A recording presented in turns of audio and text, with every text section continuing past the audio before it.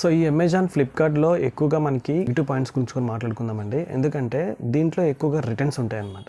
So maximum ఫ్లిప్కార్ట్‌లో ఎక్కువ returns రావచ్చు. అమెజాన్‌లో అయితే తక్కువ రావచ్చు. ఎందుకంటే అది అమెజాన్ అనేది స్టాండర్డ్ ప్లాట్‌ఫామ్ కాబట్టి మ్యాక్సిమం మనం పెట్టిన మెటీరియల్ అయితే పర్ఫెక్ట్గా ఉండాలి. నెక్స్ట్ ప్యాకింగ్ చాలా నీట్గా ఉండాలి.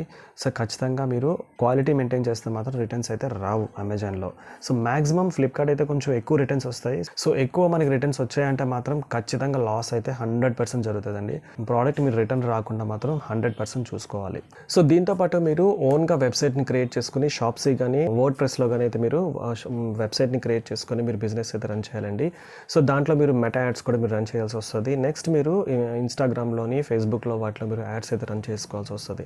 అమెజాన్, ఫ్లిప్కార్ట్, మీషోలో ఏ విధంగా మీరు యాడ్స్ రన్ చేస్తారో వెబ్సైట్లో మీకు ఓన్ వెబ్సైట్ ఉన్నా సరే ఆ వెబ్సైట్లో కూడా మీరు రన్ చేసుకొని బిజినెస్ చేసుకోవచ్చు. సో దీంట్లో ఒక ప్లస్ పాయింట్ ఉందండి. మా అమెజాన్, ఫ్లిప్కార్ట్, మీషోలో మీరు చక్కగా ప్రోడక్ట్ మీరు ఇచ్చారు అనుకుంటే మాత్రం, అంటే ఎటువంటి రిటర్న్స్ రాకుండా క్వాలిటీ వైజ్గా మీరు ప్రోడక్ట్ని వీళ్ళు సబ్మిట్ చేస్తే మాత్రం మంచి కస్టమర్ రివ్యూ వస్తుంది అనమాట. సో కస్టమర్ రివ్యూ మీకు మంచిగా మీరు కస్టమర్ రివ్యూ వచ్చింది అనుకుంటే, ఫర్ ఎగ్జాంపుల్ ఒక 1000 ప్రోడక్ట్స్ కానీ 2000 ప్రోడక్ట్స్ కానీ మీరు సేల్ చేశారు, సారీస్ మీరు సేల్ చేశారు, మంచి రివ్యూ మీకు వచ్చింది, రివ్యూస్ మంచిగా వచ్చాయి, ఏది నెగిటివ్ కానీ ఏది రాకుండా చక్కటి రివ్యూస్ మీకు వచ్చాయి అనుకోండి, ఆర్గానిక్గా మీరు ఆర్డర్స్ని మీరు పిక్ చేసుకోవచ్చు అనమాట. సో ఇది ఒక ప్లస్ పాయింట్ అనమాట. ఎందుకంటే మీరు ఫర్ ఎగ్జాంపుల్ మీరు ఓన్ వెబ్సైట్లో మీరు మీ శారీని మీరు సేల్ చేసినా సరే, అమెజాన్, ఫ్లిప్కార్ట్, మీషోలో మీరు ప్లాట్ఫామ్స్లో మీరు శారీస్ని సేల్ చేసినా సరే కూడా మీకు రివ్యూస్ అయితే మంచిగా రావాలండి. అమెజాన్ ఏం చేసిందంటే ఆ విధంగా సెట్ చేసింది అనమాట. సో మీకు మంచి రివ్యూస్ వస్తే మాత్రం ఆటోమేటిక్గా మీకు ఆర్డర్స్ వస్తాయి, బిజినెస్ అయితే మంచి రన్ చేసుకోవచ్చు అనమాట.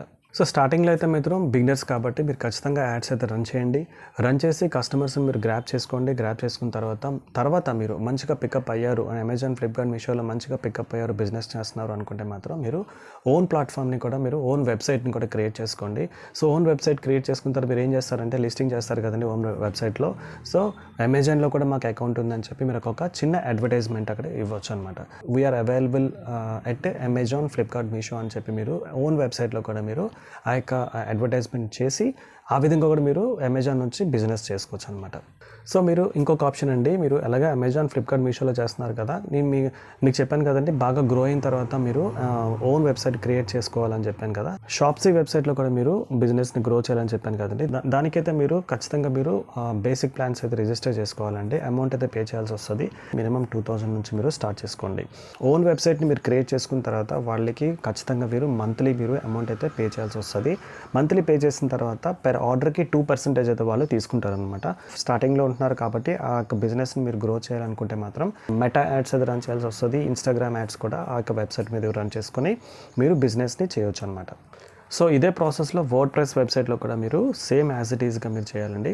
సో అప్పుడే మీరు మంచిగా బిజినెస్ని గ్రో చేసుకోవచ్చు. మీకు వీటి మీద మీకు డెవలపింగ్ ఏ విధంగా చేయాలో మీకు తెలియదు అనుకుంటే మాత్రం ఒక డెవలపర్ని మీరు హైర్ చేసుకోవాల్సి వస్తుంది.